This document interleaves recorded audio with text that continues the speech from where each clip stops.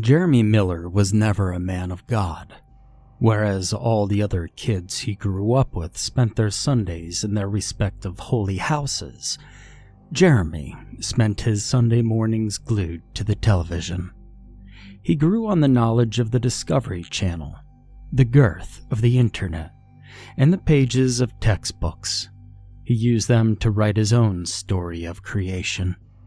It was a story of evolution, probability, and string theory. He saw an enormity to the universe and to the realities and dimensions beyond it.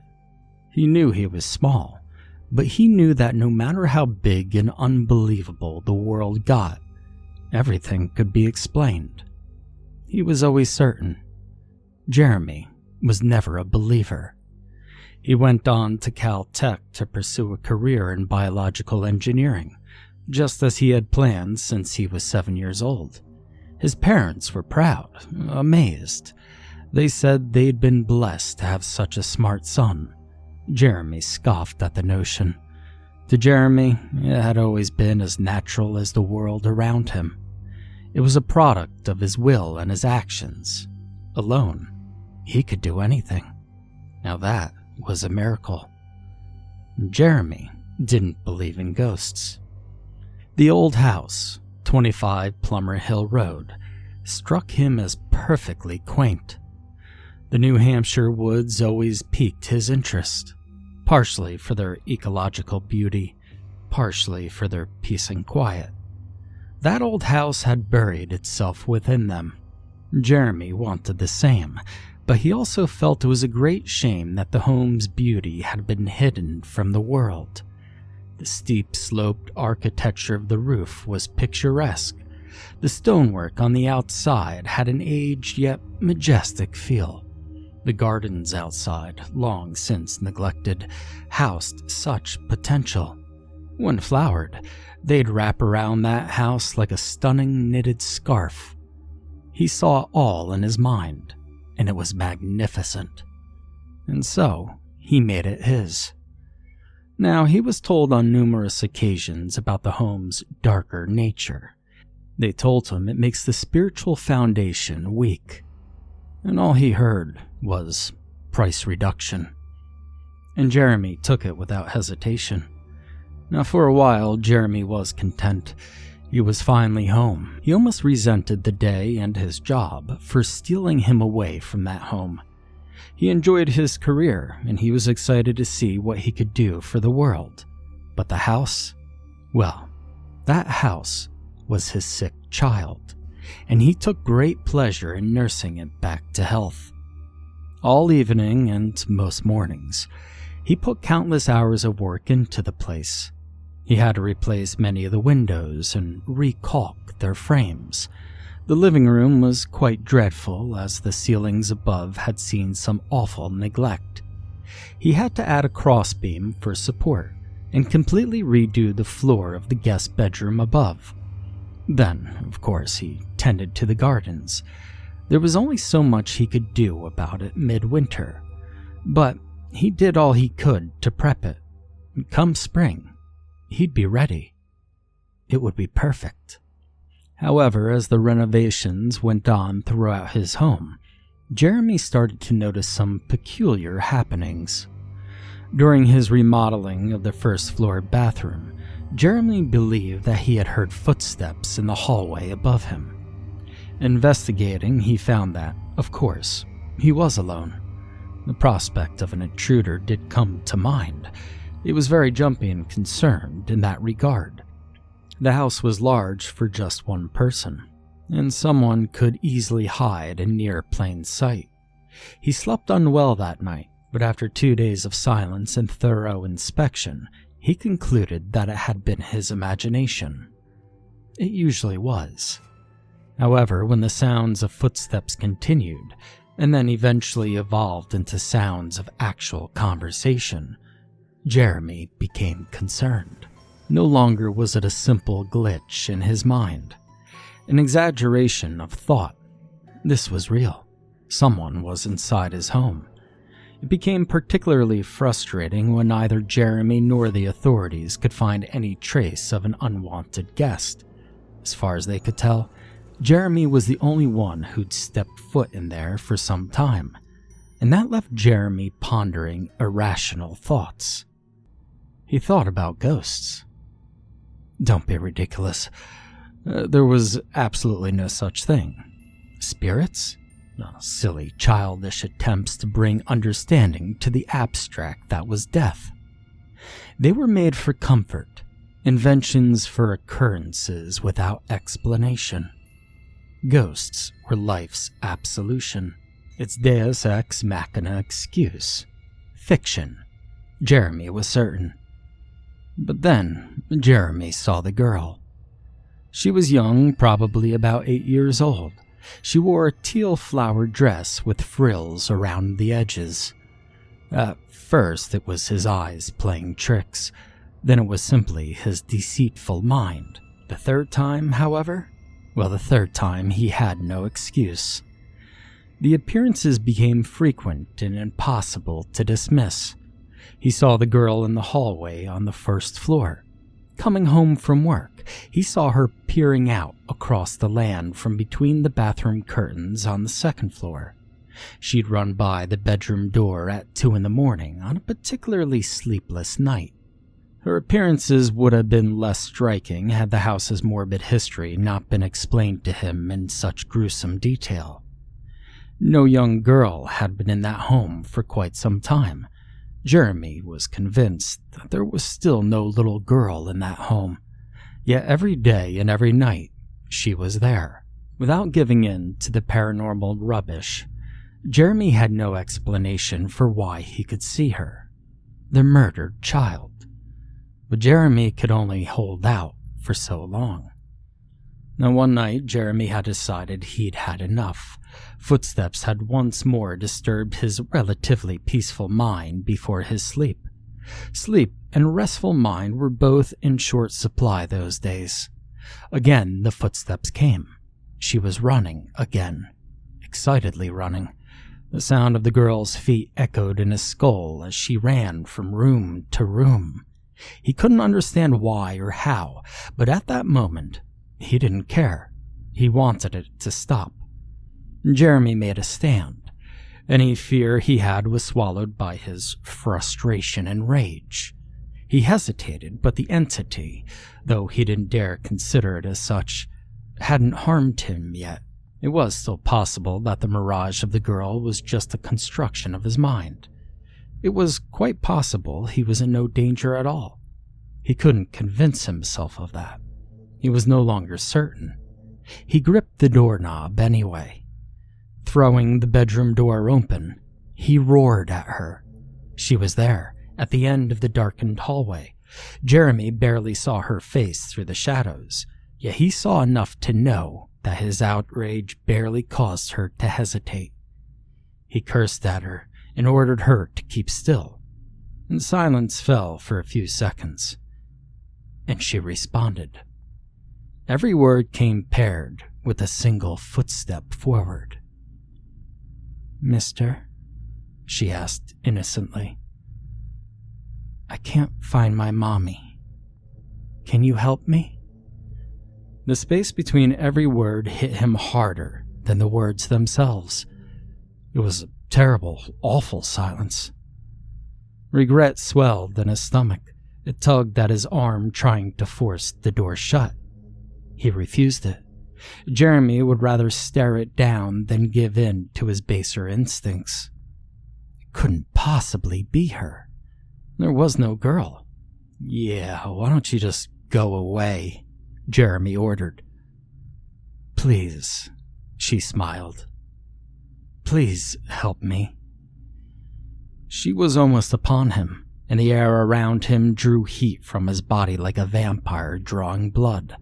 The thing, the illusion, the hallucination before him got within an arm's distance from him.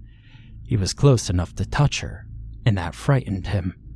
What would happen if he was wrong? "Stop it," Jeremy instructed. He hoped that saying it would work, and his mind would stop. But she remained. She looked like she'd been painted onto the air. Real, but not entirely there. real enough that he could reach out and touch her if he had chosen to. He had to know. His right hand extended towards her, wary. She mirrored the gesture, reaching for him. Their fingers got so close, but the feeling Jeremy expected never came. Instead of the sulky warmth of another person or anything solid at all he received was a bite like a January breeze.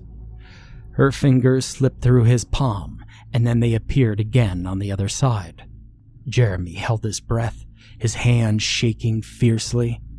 It had been so long since anything had surprised him. She whispered, her face suddenly sullen. "I think he's still here." There was a warmth that soaked into Jeremy's naked feet. Blood. Blood had flowed across the hardwood floors and swirled beneath his toes. His eyes followed the path of the river to the girl and up her legs to her dress. He found its source. It was clear as day. He saw 2 spots soaked in blood, with 2 clean tears in her dress. 2 stab wounds that still blood, fresh pain. Out of the darkness, a rapid emergence startled him. Behind the girl, where previously only the blackness had loomed, a face appeared.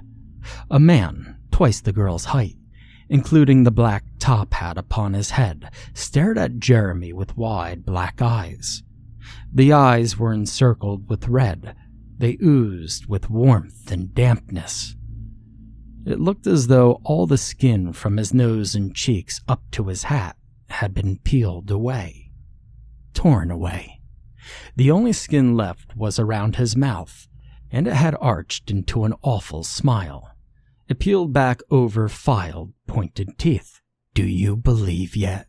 it asked, hissing. Jeremy's arm moved out of instinct to shut himself away from the horrors. An involuntary scream erupted from his mouth as he collapsed against the door. His horrified sounds drowned out the soft laughter on the other side of the door. Jeremy spent all night there, wondering if they did the same. He thought he could almost feel a moist wind upon the nape of his neck. For the first time since he was a child, Jeremy cried. They had all told him about her, of course. Before it had been such a trivial detail, but now he couldn't stop thinking about it. A girl had been murdered there, by her own father nonetheless. She had been stabbed, strangled, and her body had been discovered in the attic by her mother. Everybody's favorite part of the story was the singular fact that her father had escaped, never captured. They loved wondering what happened to him. The murder had occurred a half a century ago, and everyone was still morbidly fond of it. It gave them something to talk about over their campfires. It gave all the teenagers a good hoot. Jeremy had often seen them passing by, their eyes open in awe as they were told. He was living their dream.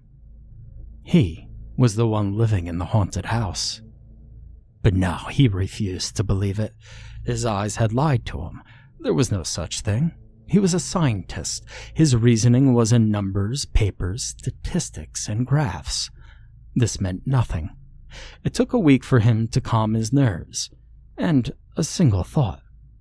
He had pondered selling the house. He decided that was the final straw. But never, not for any demon or ghoul or Satan himself, would he abandon that beautiful home. His first home. He would not run like some frightened schoolboy. Now, he was never a man of God, but he was a man of faith. His faith was in what he knew and what he could prove, and so he studied the case of the little girl. For a while, this proved more of a detriment than an aid. The girl he'd seen in the hallway surely was the girl who'd been murdered there.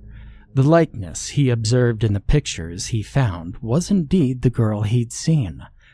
That meant it would have been impossible for his mind to create the illusions he'd seen previously. She was real, in some sense of the word. Their presence had to have an explanation, however. Something had been there that night, Something had physically chilled him. He felt the thing's blood on his feet, and so he pondered. He nearly gave in to their ruse. Then, like the great Sherlock Holmes himself, he realized something. He looked back, and indeed his suspicions were correct. There was a flaw. There was one little detail that gave him hope. The flaw was so minor that had he not been actively searching for it, he never would have been able to see it. It was unlikely to be mentioned by anyone, and therefore, it was easy to overlook. However, it was not necessary if one was simply pretending. He knew for sure was that they weren't ghosts. He just wanted answers. They came back again that night for the first time, in the attic. James heard them talking above his head, whispered voices. He climbed the ladder, and he pulled himself into the dark attic. He fumbled around, looking for the switch. The attic felt so empty, so quiet, and when the lights came on, he saw that he wasn't alone. The two dangling light bulbs above revealed so little in that cramped attic, but they showed enough. She stood far from Jeremy, just beyond the reach of the furthest bulb. Jeremy took a spot under the other. He found comfort in its light. With both performers in their places, Jeremy recited his lines. "Who are you?" Jeremy asked. His voice wavered just a bit. Most of his fear was restrained inside. "Sally," the girl spoke, going through the motions. "Sally Johnson. I'm 8 years old, and can you—" "You were stabbed, weren't you?" Jeremy interrupted her. Sally nodded. "By a very bad man." On cue, Jeremy felt the man in the top hat behind him. He didn't need to imagine the man's breath this time, but it made him smile. Why does a ghost need to breathe? "He stabbed you?" Jeremy asked again for clarification. "Twice?" Sally, or whatever she was, nodded in sorrowful agreement, and that's when Jeremy smiled. He had her. "Try again, Sally," Jeremy said, pulling a newspaper article from his pocket. "This said you were stabbed 3 times in the chest. You're missing a stab wound by the right clavicle." Sally looked downwards at her dress. It remained intact and unsullied by her collarbone. That changed in a heartbeat. Blood poured from the wound and soaked her dress. Not a single drop dripped onto the ground. Even then, 2 wounds you had before were mirror images. They were on the wrong side of your body. She was stabbed below the heart, and your cut is on the right side. Sally didn't speak. "You're not ghosts," Jeremy said, feeling very clever. "You're just pretending to be." "Yes," Sally admitted. "You're right about that." Even though he knew the man was there, Jeremy jumped a bit as the man walked around beside him. The man was dressed in a ragged tuxedo. His left hand, gloved in white, gripped his lapel, whilst his other gloved hand held a black cane firmly. It clicked and clacked as he strolled by Jeremy. Every labored breath he took hissed through his bloodied nostrils. "What are you?" Jeremy asked, to no reply. The man had reached the girl, and they shared some muffled words. She nodded in response to what was seemingly a question, and the man in the tuxedo chuckled. They shook hands, and he turned to take his place at her side. A pleased smile shone across his face. "Please," Jeremy said. His tone, his almost pleading, drew their attention. "Please?" Sally asked. "I need to know." Sally chuckled as she looked at him. "My boy, you'll find out rather soon." "I need to know," Jeremy snapped. He was tired of the dark. "I deserve to know." "You deserve nothing, and you will get nothing. Now," the man stated in a suave tone. "I believe the poor thing deserves a little. It can do no harm. Besides..." His sentence trailed off as he leaned down to whisper in Sally's ear. Jeremy couldn't hear a single syllable, but whatever that man uttered in her ear caused the young girl to tremble. She nodded in agreement. Sally obliged to Jeremy's request. "I'm just shopping, dear," she said with a smile. "Shopping?" Jeremy said, confused by her response. "Yes, I suppose that's what you call it. And I believe we've just closed the deal." Now to this, the man in the hat literally grinned from ear to ear, his mouth stretching across his face. A chuckle escaped his toothy maw as he took the young girl's hand and offered a firm shake. The deal was done. "Pity," she continued. "I know how many were looking at this place. So many. Too many." And at that, the man in the hat bowed. He bent down low, right behind the girl, into the shadows, and he didn't come back up. "I do enjoy this place," Sally said, clasping her hands behind her back. "The pain is so fresh." "My house?" Jeremy asked. "No," Sally said with a chuckle. "All of it." There was a flicker of the lights, and Jeremy thought he felt the house quiver. "Why, Sally?" he asked of the girl. "No, the thing. When you stab something," she began, licking her lips, "you damage it. I mean, sure, there'll be a scar. That scar is a weak point. This house, the events here." Before Jeremy's eyes, the scene changed. In the end of the attic where Sally had been standing, he saw her on the ground. Sally, the apparition, was on the ground, and she was gasping her final breaths. Then behind her, a shadow emerged. Sally's voice, or whatever had been pretending to be her, spoke again. "It's so easy to see the scars. That's where we come through." The shadow reached into the light, and a clawed hand gripped the young girl by the throat. "The memory of that event, the scar tissue, gives us all we need to blend in. We wear the memories like clothes. Your superstitious nature does the rest." The shadow pulled, and Jeremy had to look away as it pulled the skin from Sally's body like a tablecloth from a table. He couldn't bring himself to watch as the shadowed thing filled the empty husk that was once that girl. "It's not always perfect, as you pointed out. Memories are blurry and fleeting.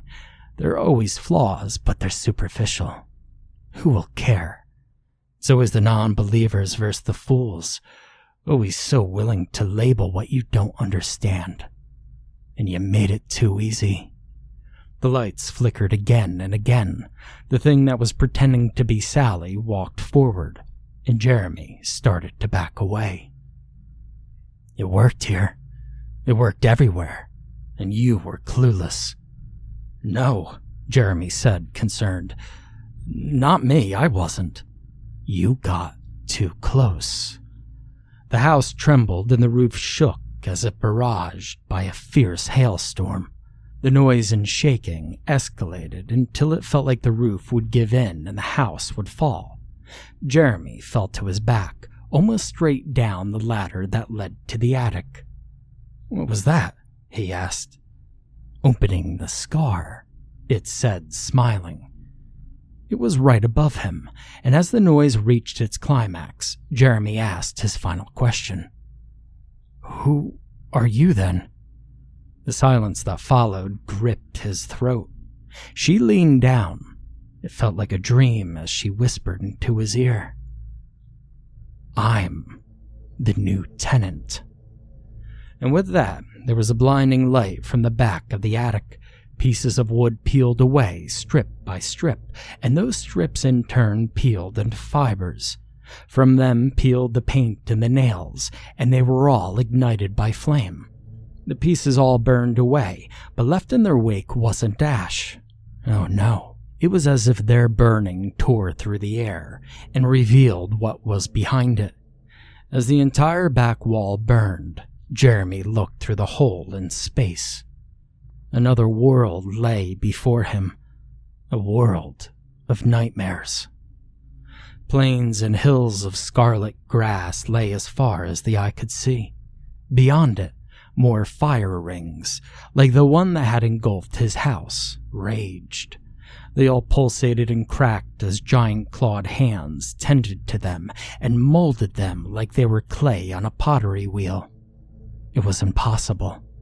In the distance, rings taller than skyscrapers roared. They looked large enough to swallow whole cities. And through them, worlds scorned by fire and blood lay ravaged.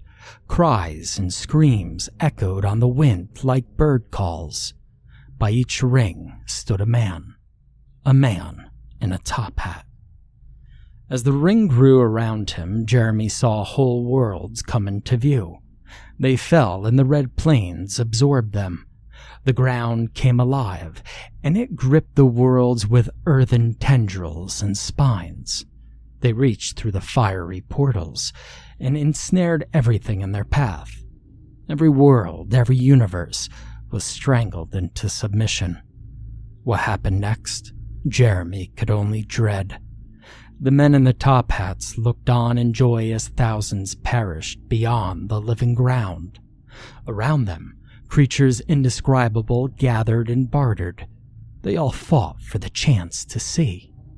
The men in hats smiled. They were the purveyor of worlds, and business was good.